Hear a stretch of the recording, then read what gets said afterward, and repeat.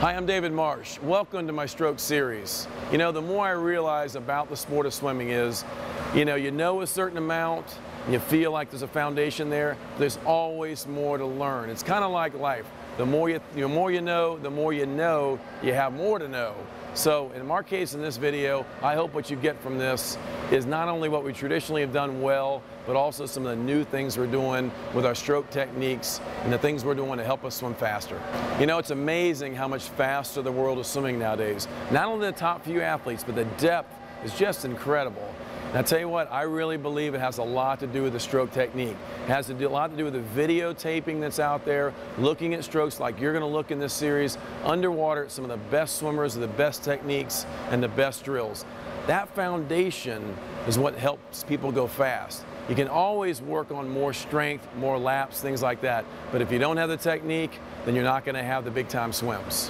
In this series, we're going to use some older swimmers that are professionals and they're seasoned veterans, and some younger swimmers that are highly skilled but aren't quite at the level of these professional swimmers. The pros, as you'll notice, do a lot more things with strong intention. What you find is that they do everything over and over again the same way, and over a matter of time, they gain mastery. The young swimmers, we're always developing. We're figuring out things. Even while we're shooting this film, we're making adjustments to some of the drills and skills that they're doing. So it's a lot of fun to work not only with a highly skilled, highly honed athlete, but also the new young swimmer that needs to work on taking just pieces of each stroke to put together their masterful stroke. For backstroke, you're in for a real treat. I've coached a lot of swimmers in my years, and Nick Thoman is a swimmer that actually I haven't changed his technique hardly at all. I'll tell you, when I get a swimmer, normally what we do is we'll work on tweaks and changes and things like that. Nick has what I consider as close to the perfect backstroke as you can see. And one of the ways for you coaches and athletes to learn better techniques is to model after people who have mastered the skill. And certainly when it comes to backstroke, Nick has mastered the skill.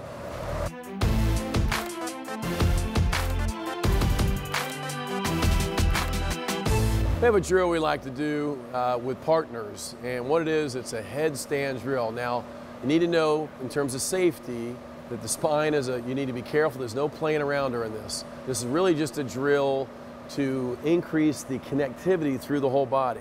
You know, in backstroke, we want to be connected from the top of our spine all the way through our toes on the kick. With a headstand drill, what Larry Lee is going to do, our volunteer who got in the water for us, he's going to stand on Nick's head, hold just a good steady position, and he's not going to add a lot of load, and then Nick's going to swim backstroke while he's standing on his head.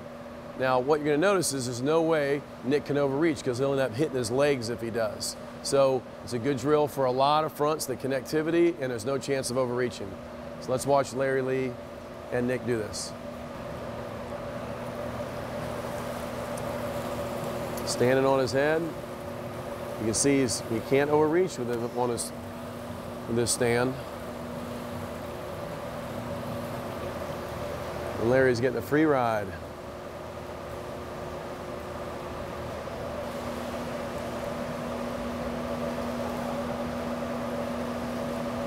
Now he holds a streamline, does the same thing. It's a little bit easier because it's not quite as broad, and good for the top swimmers, so they have to hold a streamline for a while.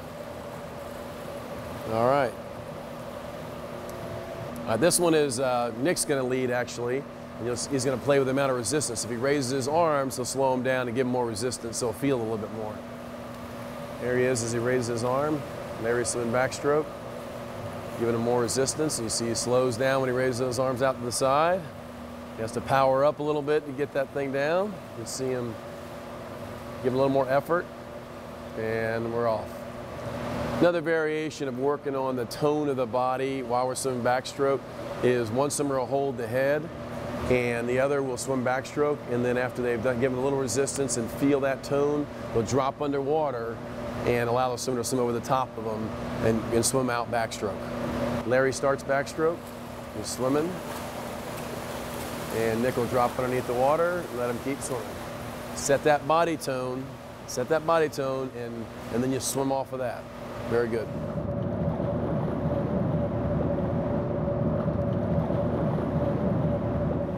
Okay, switching drill to work on the transition one side to the other, just a 12 count switch. Means you kick 12 times on one side, all the way to the side, one hand up. This hand up top stays down under the water, thumb up, so you're not tempted to be sculling with the hand. We want the hand to be down about 6 to 8 inches, because in backstroke we don't want to have the hand near the surface. We want to get used to it being down in that catch depth position. 8 inches or so is really good.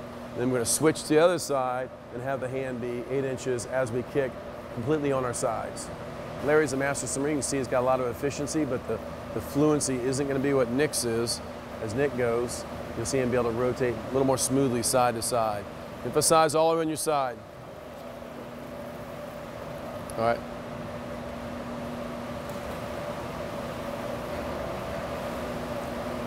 Nick's working on his side, thumb up in that catch position. Switch is strong, all the way on his side. Very nice.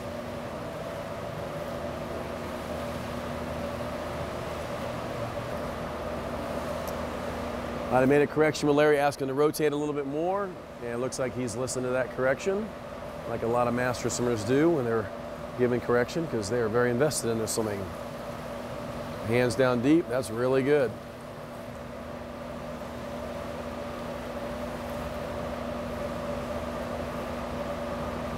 Rotate side to side, and you'll notice the transition is very smooth. He just rotates the hip and the shoulder at the same time, and the kick flows with it. It's important the kick learns to flow with the stroke. It's my pleasure to introduce Frankie Bell. Frankie actually was a real inspiration for me in backstroke, teaching a backstroke. I've recruited her swimmers for years here at Adam in Charlotte, and one of her cornerstone drills is the can drill. And what she taught me was, way before anybody else is doing it, was you take this can, you fill it halfway full of water, you put it on the backstroker's head, and then they have to hold their head steady at different speeds when they're swimming. So I'm going to let Frankie show some of our swimmers how to do this right now. What Frankie was telling Nick was to balance that on his head, keep his hips engaged, and enter wide enough to where he doesn't hit it. So that cheer wine can stays right on his head stable. Now the next challenge is to go faster with it? Yeah. All right.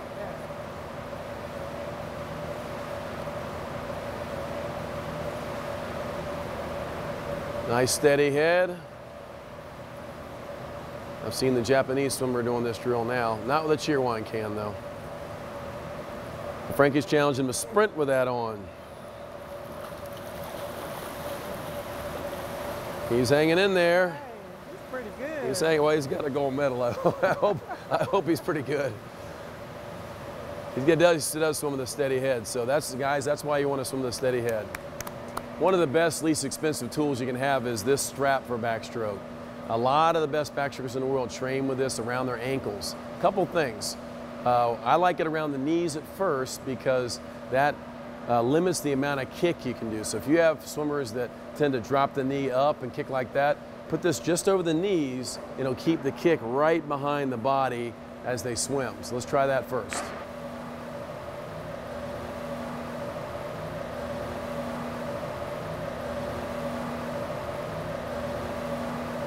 You can see his kick is to stay small and steady as he does this.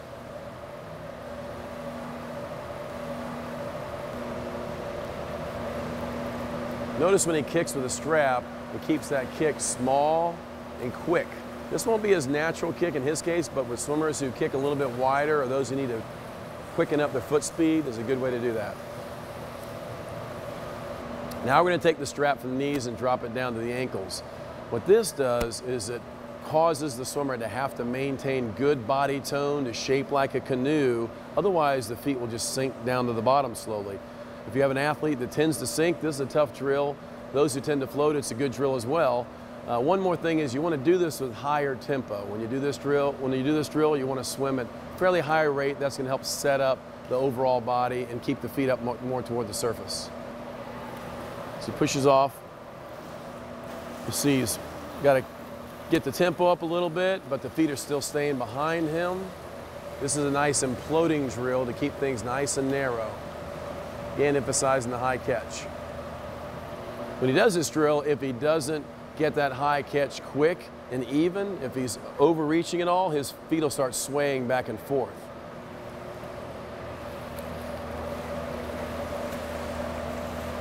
Steady stroke. You can see his feet are staying right behind him. Outstanding technique. The 11 drill is a drill just to keep the hands in the ideal catch position. We're going to kick down the pool in this position. Okay, that's different than streamline because we really don't swim here and we don't want to overreach like this anyway. So this is setting up where we want the catch to happen and just being disciplined about how you hold it. So 11 drill, your body's shaped like an 11. So he does 11, just hold a steady position in the shape of an 11. I'd say that's a pretty good 11 right there.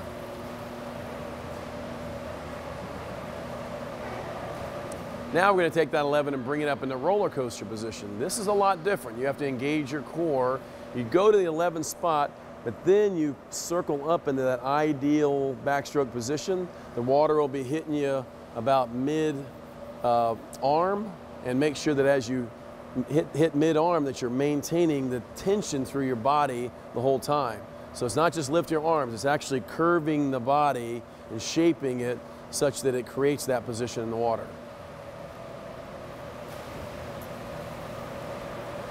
It's finally known as the roller coaster drill because people keep their arms up on the roller coaster and grimace. And if you're doing this drill correctly, you'll be grimacing. Emphasizing the extension and the kick and staying on the side. We take a medicine ball, have Nick hold it with 3 fingers only, and that's going to require him to balance a little bit more. So if the ball goes off to the side somewhere, he'll lose it. With 3 fingers, he has to balance it and hold a good long line and be very narrow. Let's watch him do this.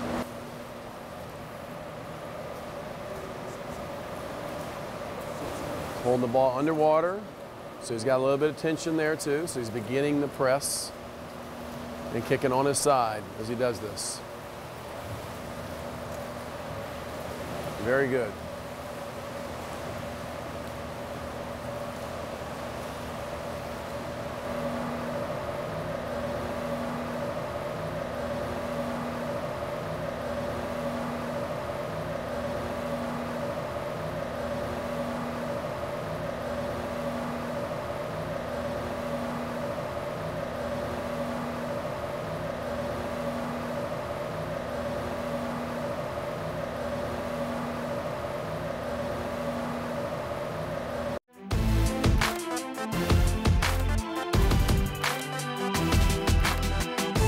The first drill I like to do when I coach clinics is a simple rotation drill. All you're going to do is glue your arms to your sides, keep your head in a nice high position, and make sure it's in line with the rest of your spine. And all you do is rotate 90 degrees one way and 90 degrees the other way. On this rotation drill, what you're trying to work on is, first of all, proper head placement, making sure that you're not looking down at your toes or looking up at the opposite wall or anything. Second of all, really good strong flutter kick going the whole time, especially in backstroke. For all these drills, if you don't do that well, you're going to sink. Third thing to work on in this drill is really just working on rotating all the way 90 degrees one way and all the way 90 degrees the other way to make sure that you get both of those shoulders nice and dry when you're doing it, nice and slowly. I don't care how fast you do these drills, I just want them done perfectly.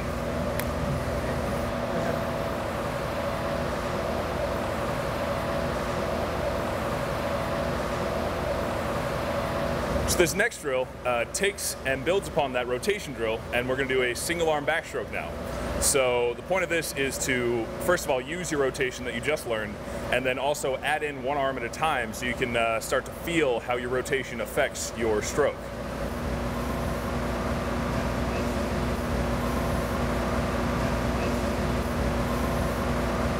On this single arm drill, I really want you to focus on what we focused on the drill before, big rotation.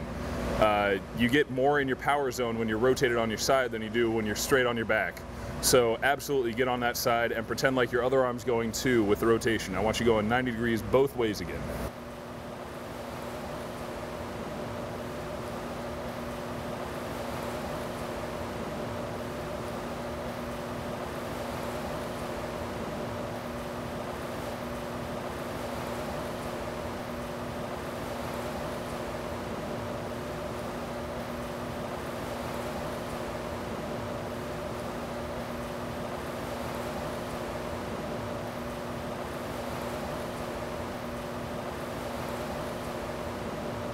So, the next drill in our progression shows you how to put your hands in the water.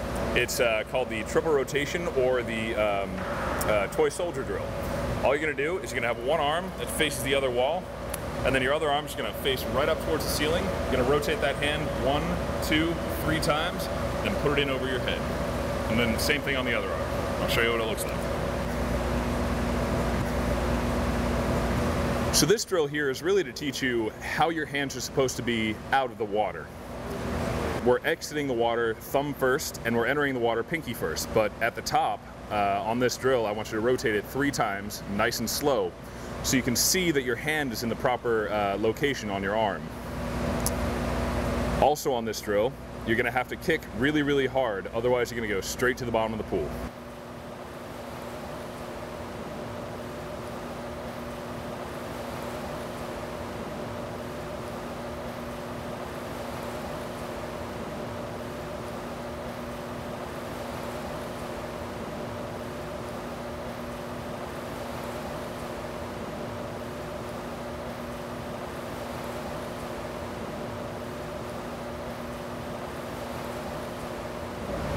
So now we know how to put our hands in the water.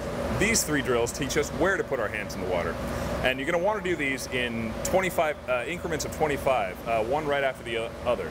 First one is called the T drill. It's just a double arm backstroke. You're going to bring both your arms up to here 90 degrees and then straight out to the sides. And then you pull through. It's going to feel like you're not pulling any water, but that's okay.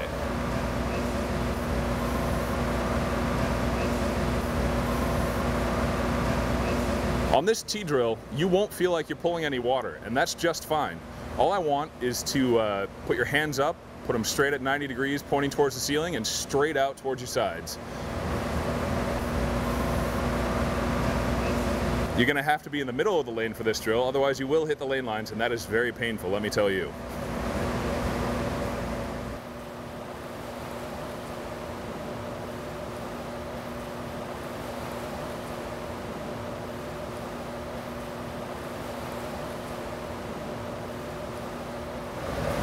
So after we've done our T drill, we're going to go straight into the Y drill. Same kind of idea, bring your arm up to 90 degrees and put it in just like this, way out here where you're not supposed to start your pull.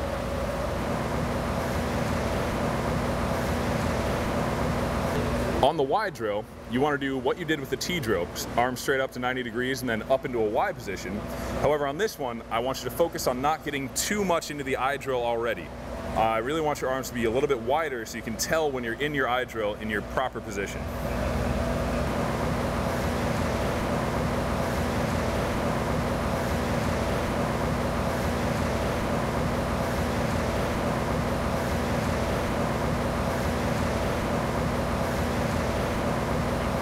So the last drill in this progression is called the I drill. Now this is normal double arm backstroke, but I really want you to focus on where you're putting your hands in, and I want them right in over your shoulders, because this is a really good place to start your backstroke stroke, get a whole big hole catch up over it. Now, during the I drill, this is a simulation of where your hands are actually supposed to be placed. They'll be going in just above your shoulders, pinky first, right at the 1 and 11 o'clock. When you're doing this drill, I really want you to focus on powering up right at the beginning of the stroke and right at the end of the stroke. I want you to have a nice high catch and a really, really good finish right at the bottom.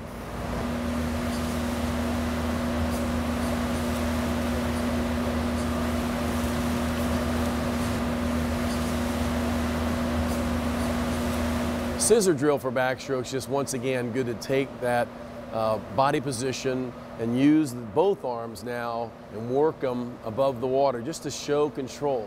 And a lot of swimmers don't understand that if you can't control the backstroke from the top, once you get below, you're probably going to set up your stroke to not be efficient. So scissor drill is just going to show some controlled efficiency as he basically kicks and holds his body line down the pool.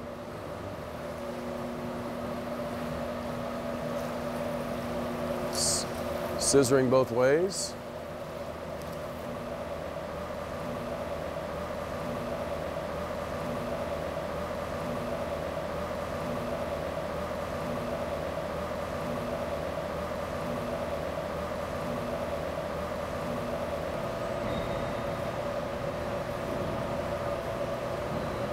As he switches here, you'll see him switch more aggressively. The shoulders rotate and come out of the water to each side. So you always want to rotate with the body. Steady, strong kick will keep you up on the surface. Very good. Okay, a kayak drill is taking a kickboard and basically keeping the arms straight, tying the rotation of the board to the whole body. So when he reaches back, going to grab water as he would as a regular backstroke and then pull through. Then he's going to shift it over here to the other side and make a big catch over here. This is kayak drill with a kickboard. He sets it up. It's just like backstroke. You're going to be on your side, and really the bottom arm is what we're focusing on. If you get this drill well, it'll help you to connect your arms through your body. Excellent.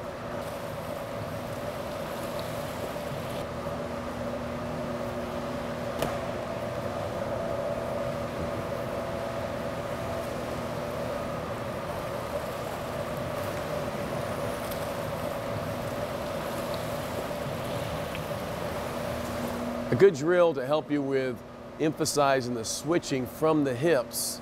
In backstroke, we do switch. We do the whole skewer from the hips all the way up to the shoulders. When we do that, this kickboard drill is good, especially for the coaches to see it and for the athletes to experience what it's like to rotate side to side. So take the kickboard, put it between your legs, then switch it side to side, and you'll see it lay over all the way on its side, and let the swimmers practice getting it all the way to its side.